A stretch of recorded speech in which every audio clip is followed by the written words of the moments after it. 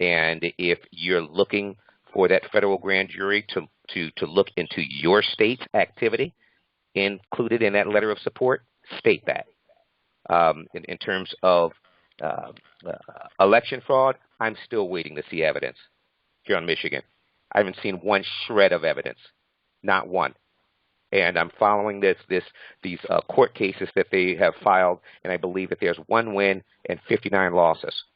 So as I mentioned a couple of calls back, I support what they're doing in Georgia in terms of the investigation. Oh, he's got me muted. You're not muted. Okay, I said point of order. You're supposed to stop and address the point of order. I heard you say 1 point of order just then, and then I heard he's got me muted. And I did stop. That's how I heard your second statement. You've got the floor. Okay. The fact is, in those cases that you claim to cite, not one bit of evidence was heard by a judge. Not one bit of evidence has ever been heard by any judge in any of the cases. I yield. Okay. I did watch the Michigan Senate hearings, though I didn't watch Pennsylvania's, I didn't watch Florida's or anyone else's, but I did take about 4 hours to watch Michigan's. And what I heard was nothing but allegations, no evidence. So I'm waiting for anyone to bring forward any evidence, because only thing that I'm seeing here is a repeat of the actions that happened 100 years ago or more during the Reconstruction period. They're actually using the same type of language. Radical Republicans with their Reconstruction, which prior to, 1964 was the most inclusive period of time in this country. So they're using the same, and I'm seeing the same, Georgia was the last state then to be admitted into the Union after readmitted to the Union after Reconstruction, because they had removed all of their black representation in the state the year before. So they were kicked out. They were actually readmitted, kicked out again, and then came back in. And to me, this is a repeat of all of those actions. I'm looking at this, and I'm just shaking my head. I'm looking at this all over what's going on in this country, and I'm like, this is the same thing that happened in 1869. We're going through the same things that they were doing in 1870. Matter of fact, 1865, prior to that. The black codes and those type of things that brought on the first Civil Rights Act. I'm hearing the same language. It's disheartening. Yes. But we'll play it out. And I'm going to follow this through, looking for any evidence. I yield.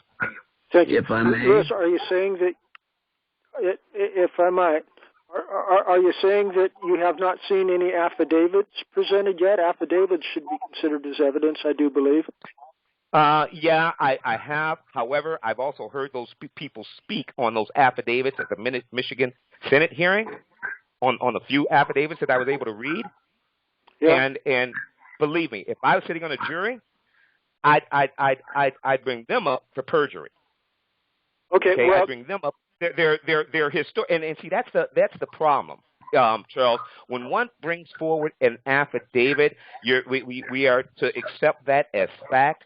But the people here, when it comes to a matter of ethnicity and racism, with these targeted lawsuits in places like Milwaukee, Wisconsin, Wayne County, of course, targeting Detroit here, and others that have some heavily populated black and brown populations. I don't use the word minority, and that heavily Democratic population is a code word. It's nothing but a dog whistle. So let's call it what it is. What I am seeing, and it is my observation, that any time large numbers of black and brown people are voting, the other side, the Republican side, sees that as fraudulent. And they are surprised that, number one, 66% of the population turned out to vote. That was even higher than Barack. That was surprising, number one, for them. And the fact that so many people actually despise that human being, Mr. Trump. That is a shock to some people. And us on the other side are looking like, are you kidding? He's one of the most despicable human beings I've ever ever had to witness in my life. But that's an opinion. That's simply an opinion. I think that we are wasting our time with that. And when I look to deal with the de facto, I'm looking at the administration and the policies and how will we interact with them. Certainly not to look to keep one or the other in office. Although this one here, my belief, and obviously I am not in the majority here on this call, was actually dangerous to the union. And I think that the day that he got elected, I put a post up on my Facebook, which I wanted to go back and reshare, and was removed. And I said, he's going to preside over the divided states of America. I said that on election night. And I went back because that's what I see right now. And I wanted to repost it, and Facebook had removed the post. But that's where we are. This is certainly, when you've got an action from one state to telling another state, or not telling another state, starting an investigation because of the actions in this state. They didn't do it right over there, or they didn't do it right over there. And it doesn't matter what name we put there on the state. We're dealing with, and we are existing with the divided states of America. I no longer even use the term United States. I simply, like they do across the seas, call us the states, because there's no united here. So with that, I yield. Thank you, Louis. If I might